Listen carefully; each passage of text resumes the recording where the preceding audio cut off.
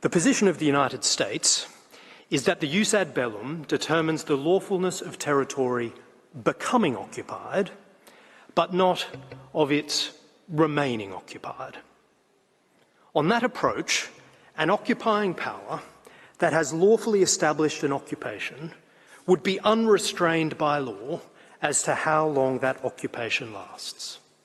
It would be restrained by the jus in bello as to how it conducts the occupation, but it would be under no legal restraint concerning the duration of the occupation. That would, of course, mean that an occupation could lawfully become indefinite, and that must be incorrect.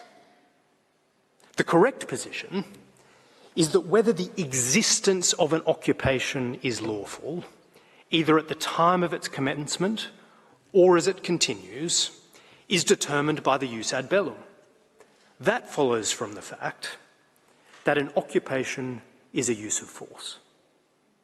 Even if a use of force is initially necessary and proportionate, once either of those two conditions ceases to be met, the continuing use of force will become unlawful. That applies as much to occupations as it does to any other use of force. Applying the rules on the use of force to this case, Israel's occupation of Palestinian territory in June 1967 has been unlawful from its inception. In any event, Israel's occupation is certainly not now necessary or proportionate.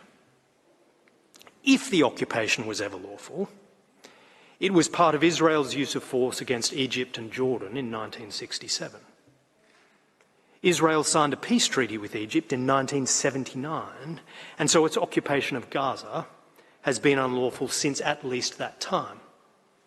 Israel signed a peace treaty with Jordan in 1994, and so its occupation of the West Bank has been unlawful at least since then.